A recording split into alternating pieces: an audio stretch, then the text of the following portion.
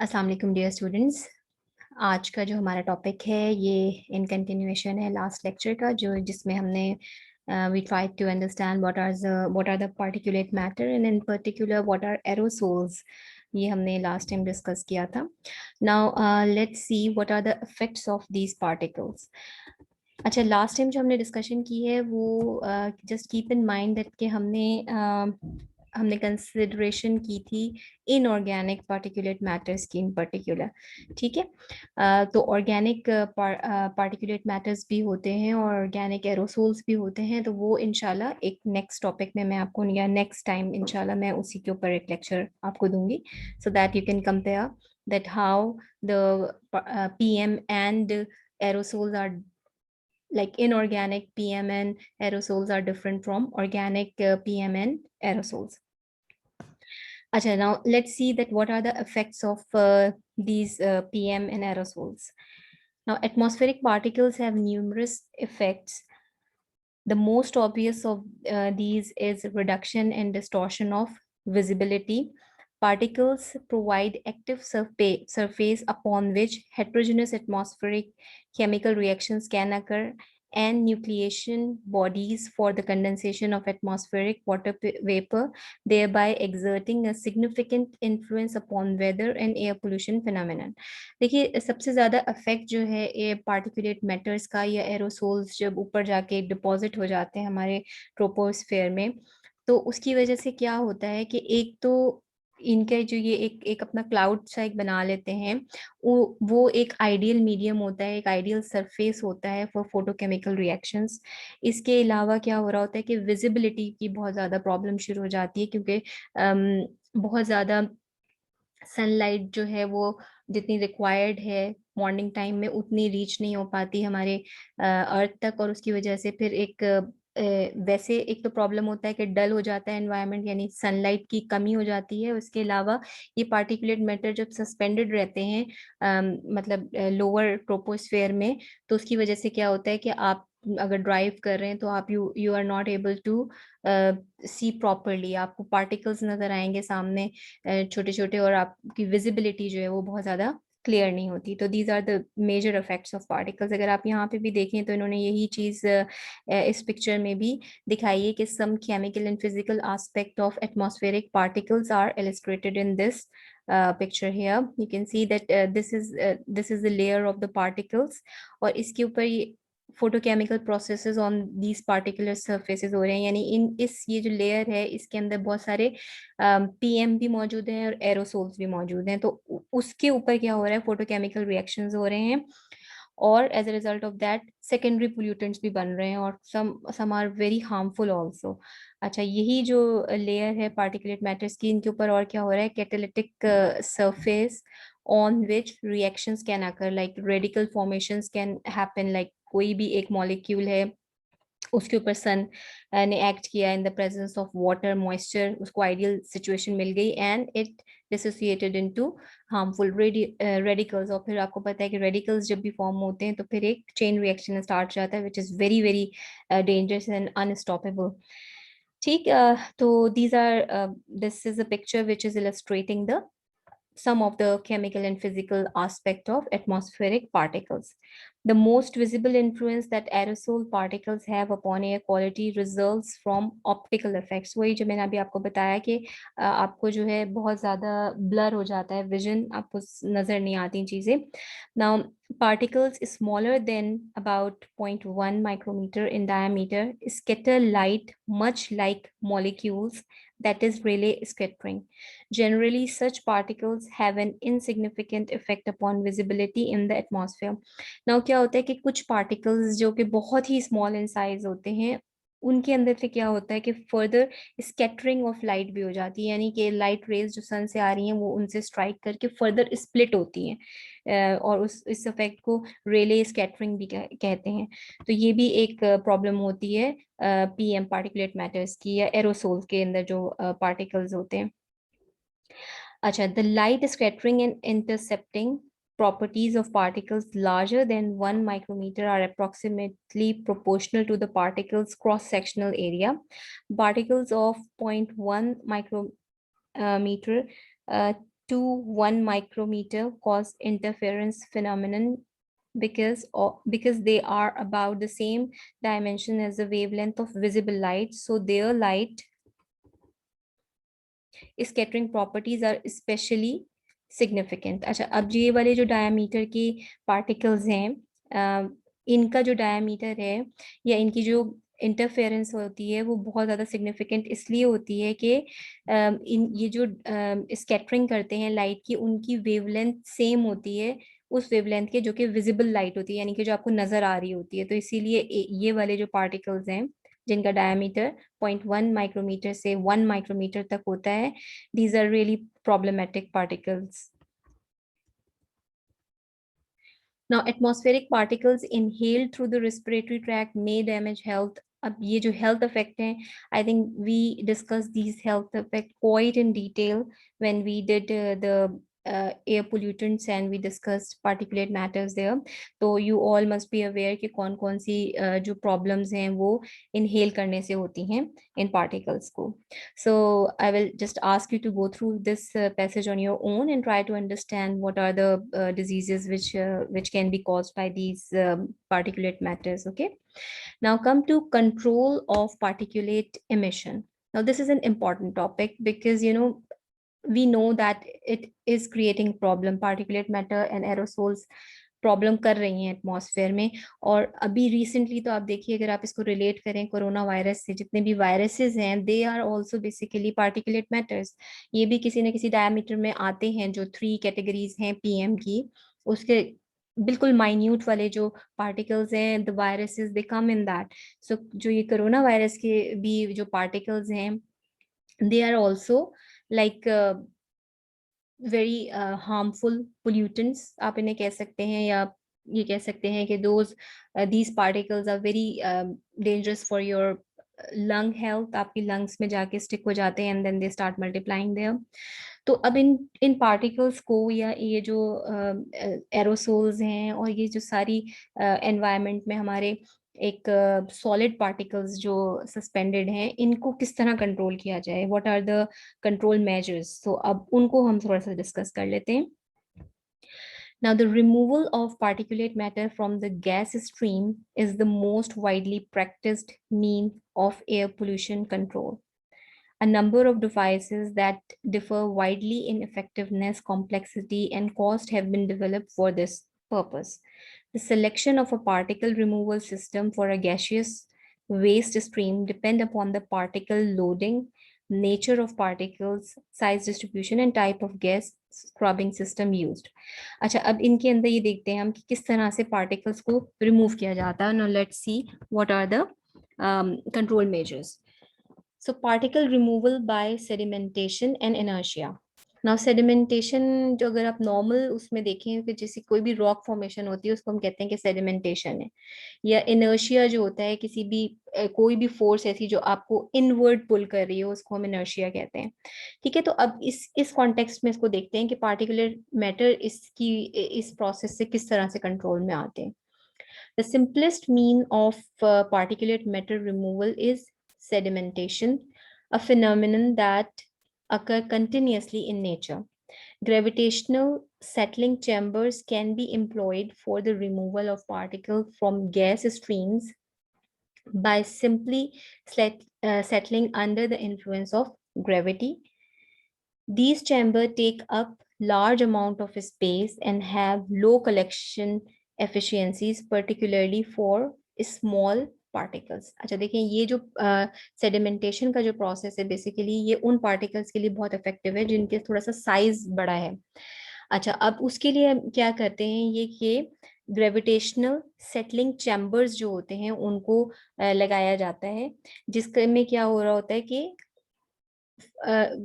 Particles जो हैं वो रिमूव हो रहे होते हैं from gas stream by simply settling under the influence of gravity.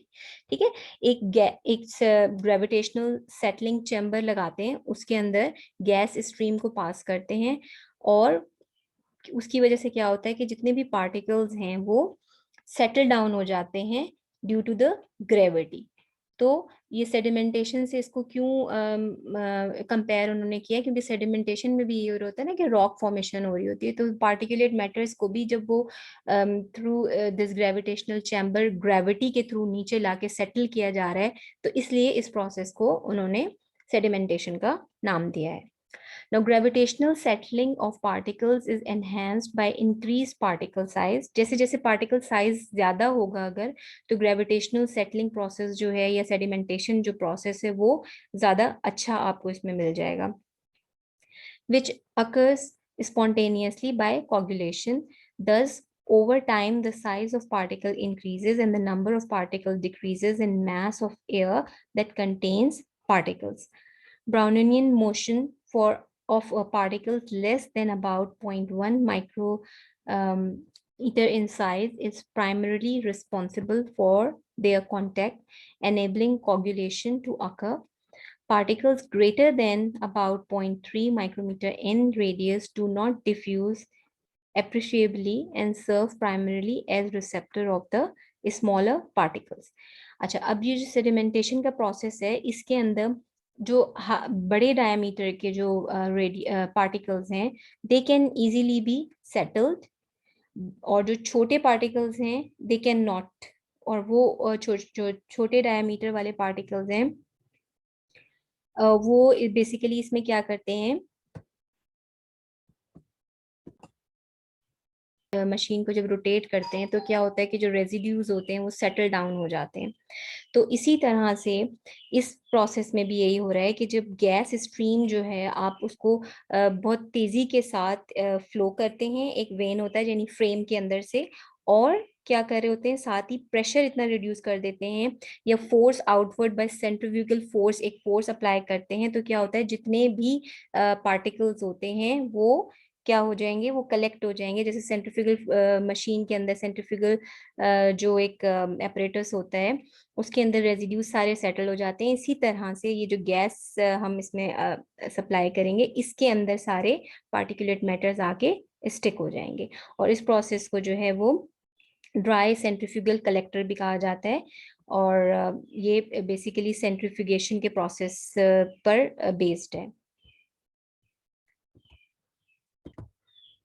अच्छा, इससे रिलेटेड कुछ वीडियोस हैं वो भी मैं आपको सेंड करूंगी ताकि आपका कॉन्सेप्ट क्लियर हो जाए कि ये किस तरह से जो है सेडिमेंटेशन का प्रोसेस और इनिशियल मैकेनिज्म किस तरह से ऑपरेट होता है, तो it will further clarify the concept. ठीक है, now let's continue with the other methods of controlling, like controlling the particulate matters and aerosols.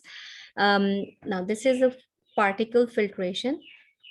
So fabric filters, as their name implies, consist of fabrics that allow the passage of gas but retain particulate matters. These are used to collect the dust in bags contained in a structure called bag houses. Periodically, the fabric composing the filter is shaken to remove the particles and to reduce back pressure to acceptable levels. Typically, the bag is a tubular configuration as shown in the figure. Numerous other configurations are possible. Collected particulate matter is removed from bag by mechanical agitation, blowing air on the fabric, or rapid expansion and contraction of the bag. Although simple bag houses are generally effective in removing particles from exhaust gas, particles as small as 0.01 micrometer in diameter are removed, and removal efficiency is relatively high for particles down to 0.5 micrometre in diameter. अच्छा, इसको समझने के लिए ना, अगर आपने car के engine में देखा हो कि वहां पे भी एक एयर फिल्टर लगा हुआ होता है, अगर कभी आपको मौका मिले अपनी कार के अंदर चेक करने का इंजन खोल के, तो आप देखिए कि उसके अंदर जिस तरह के फिल्टर सा एक वो लगा हुआ होता है, और उसके अंदर किस तरह से बिल्कुल फैब्रिक का एक वो फिल्टर होता है, और उसका काम सिर्फ यही होता है कि जो एयर में से जितने भी ये पार्टिकुलेट मैटर्स हैं वो आपके ऑयल के अंदर या आपके इंजन ऑयल के अंदर रीच ना हो। तो ये फिनोमिनन बेसिकली बिल्कुल उसी तरह का ही है कि एक बैग है जिसका नाम यहाँ पे लिखा है उन्होंने बैग हाउस, और इसकी जो शेप है इट कैन बी कॉनिकल और अदर शेप्स भी इसकी हो सकती हैं, और इसके अंदर बेसिकली यही होता है कि ये सारे particulate matter as small as 0.01 micrometre के डायमीटर तक को ये जो है ये ट्रैप कर लेता है, और इसको फिर क्लीनिंग करने के लिए वो ये कह रहे हैं कि या तो आप इसके ऊपर बहुत फोर्स के साथ एयर का प्रेशर डालें तो वो रिमूव होके क्लीन हो जाते हैं particulate matter, and other methods are also explained here. अच्छा, इसके अलावा अगर आप देखें ना तो वैक्यूम के अंदर भी यही एयर बैग फिनोमिनन होता है, जिसके अंदर आप सक करके और उस बैग के अंदर कलेक्ट कर रहे होते हैं। तो बेसिकली ये वाला प्रोसेस जो है bag house collection of particulate emission उसी से मिलता जुलता है। ठीक, now next is scrubbers. A Venturi scrubber passes gas through a converging section throat and diverging section as shown in the figure. Injection of the scrubbing liquid at right angles to incoming gas breaks the liquid into very small droplets, which are ideal for scavenging particles from gas stream. In the reduced pressures expanding region of the venturi, some condensation can occur, adding to the scrubbing efficiency. In addition to removing particles, venturis can serve as quenchers to cool exhaust gas and as a scrubber for the pollutant gas. Now let's see the scrubbers figure here. It says it's like this is the scrubber surface. It has two parts like throat and gas to be clean. जो भी इसमें आपने gas के अंदर से particulate matters को remove करना है उसको आप इसमें से डालेंगे, and then there is a scrubber and it has a throat area here.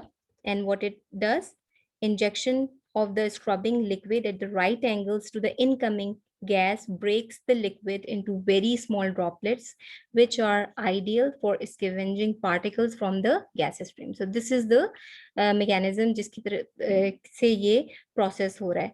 किस तरह होता है कि इंजेक्ट करते हैं स्क्रबिंग लिक्विड को at right angles to the incoming gas. जो गैस आ रही है उसके राइट एंगल से एक स्क्रबिंग लिक्विड को इंजेक्ट किया जाता है, which breaks the liquid into very small droplets which are ideal for scavenging.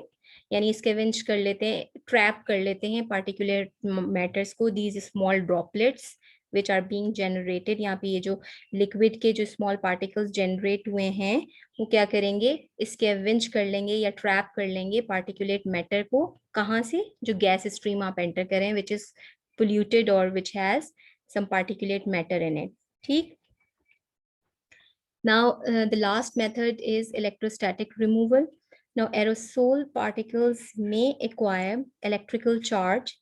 In an electric field, such particles are subjected to a force F given by the formula F is equals to EQ, and where E is the voltage gradient and Q is the electrostatic charge on the particle. This phenomenon has been widely used in highly efficient electrostatic precipitators as shown in the figure here.